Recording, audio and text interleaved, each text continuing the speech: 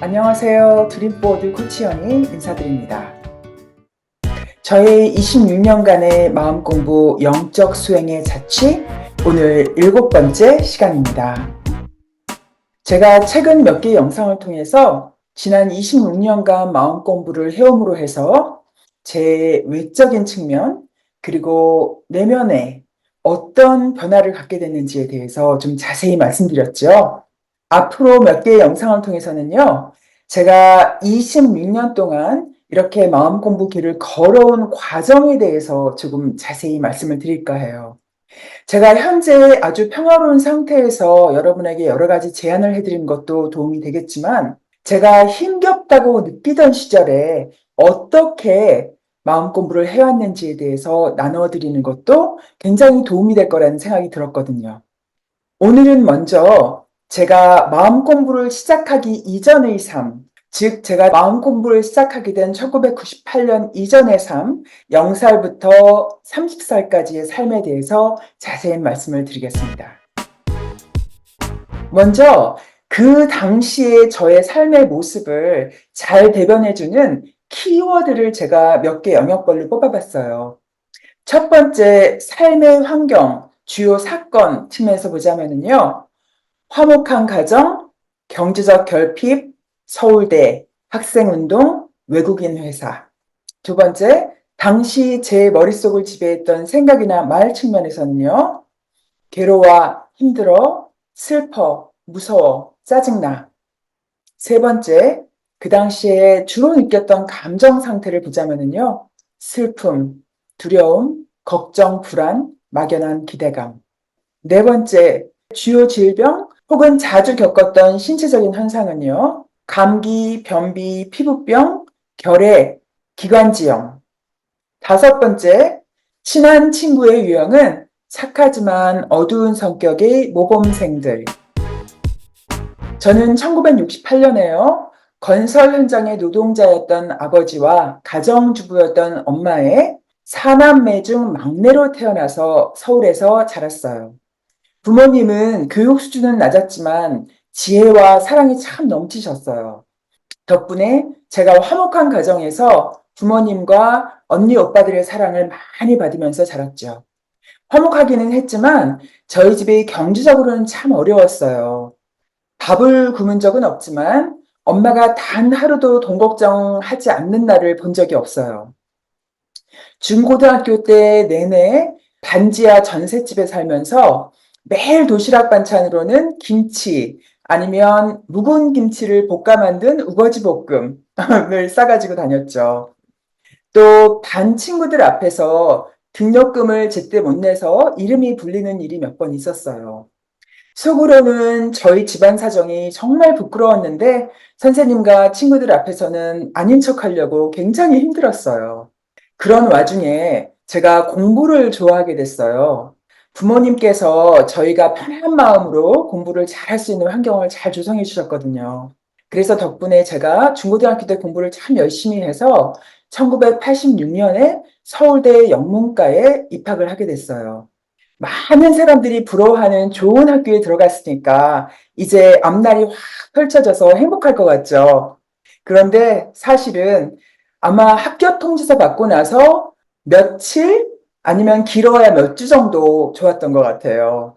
좋은 대학에 들어갔더니 전국에서 내노라 하는 인재들이 다 모여 있잖아요. 그 앞에서 길을 못 피겠더라고요. 게다가 공부 말고는 정말 아는 것도 없고 해본 경험도 없는 저와는 달리 이것저것 아는 것도 많고 또 문화적인 경험도 풍부하게 한 것처럼 보이는 멋진 친구들이 너무 학교에 많아서 기가 팍 죽었죠. 그런 상황에서 제가 학생운동에 참여하게 됐어요. 1학년 2학기 때는 건국대에서 비밀 집회에 참여했다가 잡혀서 감옥에도 가게 됐어요. 다행히 제가 1학년이라서 아무것도 모르니까 기소유예로 잘 나왔는데 그것이 기록이 남았어요. 그래서 대학을 졸업한 후에 대기업에 취업하는 것은 꿈도 꿀 수가 없었죠. 대신 선배의 소개로 조그만 잡지사에 취업을 하게 됐는데 불경기가 찾아와서 저를 비롯한 모든 신입사원이 감원 대상이 돼서 회사를 나오게 됐죠. 그래서 그때부터 학원을 다니면서 영어 회화 공부를 열심히 해서 얼마 뒤에 덴마크 계통의 식품회사, 외국인 회사에 취업을 하게 됐어요. 당시에 한국 사회에서 마케팅이라는 게 개념이 잘 알려지지 않은 상황이었는데 제가 얼결에 지원을 했다가 그 업무를 하게 됐어요. 근데 해보니까 저한테 너무 잘 맞더라고요. 그래서 너무 좋아서 그 일을 좀 더 배우고 싶다라는 생각을 하게 됐는데 어떤 사람이 그러면 MBA를 공부하면 된다라는 조언을 해주더라고요. 그래서 언젠가 유학을 가야겠구나라는 생각을 어렴풋이 하면서 돈을 열심히 모으기 시작했어요. 이렇게 보면 제가 대학 졸업하고 사회에 잘 자리 잡아서 사는 것처럼 보일 수 있는데요. 사실 제 마음속은 그리 밝지가 않았답니다. 당시에 저는 웃음을 거의 잃었다라고 해도 과언이 아닐 정도로 슬프고 외롭고 괴로운 날들을 보냈어요. 회사 끝나면 친구나 선후배 만나서 잘 마시지도 못하는 술을 잔뜩 마시고 취해서 밤새 토하고 다음날 너무 아파서 끙끙 앓고 이런 날들이 반복됐죠. 뭐가 그렇게 힘들었냐고요? 당시에 세상은 넓고 할 일은 많다라는 책이 유행을 했었어요. 근데 저는 세상은 너무 넓고 큰데 내가 설 자리는 없는 것 같다라는 절망감에 빠져 있었죠. 일단 아무도 알아주지도 않고 전망도 별로 없어 보이는 조그만 회사에서 일하고 있는 제 자신이 만족스럽지가 않았어요. 주변에 보면 내노라 하는 대기업에 다니거나 아니면 사법고시, 외무고시, 언론고시 같은 거 보고 그 계통으로 잘 나가고 있는 친구들이 넘쳐났거든요. 게다가 제가 다니고 있는 회사 내에서도 영어 회화 실력이 너무 뛰어난 친구들이 많아서 정말 제 실력이 너무 형편없다고 느껴졌어요. 설상가상으로 제가 몇 년 동안 사귀어왔던 남자친구하고도 관계가 별로 좋지가 않았어요. 서로 맞지가 않아서 다툼이 잦았고, 그래서 헤어졌다, 만났다, 헤어졌다, 만났다를 거듭하다가 결국은 30살을 1년 앞둔 29살 되던 해에 그 친구와 완전히 헤어졌어요. 당시만 해도 여자가 30살이 됐는데도 결혼을 안 하고 있으면 곱지 않게 보던 시대라서 그 상황이 저한테는 너무 충격적으로 다가왔죠. 남자랑 헤어졌으면 다른 남자 또 만나면 되고 회사가 마음에 안 들면 더 좋은 회사 찾아서 가면 되지 않느냐 말하는 사람도 있겠죠. 그런데 저는 그렇게 할 수 없던 근본적인 이유가 있었어요.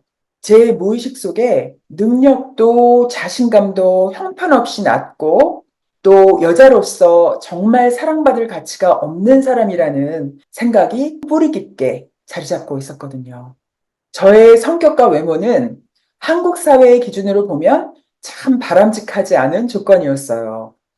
먼저 외모변에서 보면 저는 뼈가 굉장히 굵고 어깨도 넓고 손발도 굉장히 커요. 옛날에 남자로 태어났으면 장군감 아니면 일을 아주 잘하는 상머슴으로 굉장히 환영받았을 거예요. 또 성격적인 측면에서 제가 온화하고 얌전하긴 한데 주관이 뚜렷해서 다른 사람 말을 잘 안 들어요. 한마디로 당시 사람들이 보기에는 매력은 없으면서 고집만 센 여자였던 거죠. 그러다 보니까 자라나는 동안 저의 외모와 성격에 대해서 대놓고 뭐라고 하거나 아니면 은근슬쩍 눈치 주면서 까는 사람이 참 많았어요.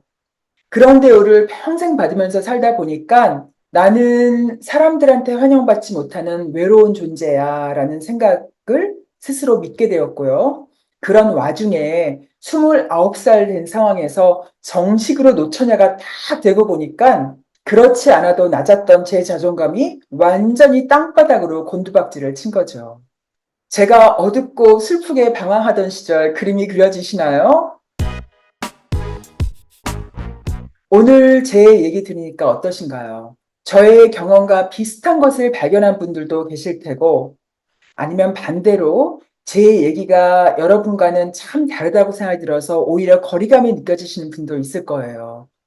특히나 저보다 훨씬 더 어려운 경험을 많이 하신 분 입장에서는 제 얘기가 많이 다가오지 않을 수도 있어요.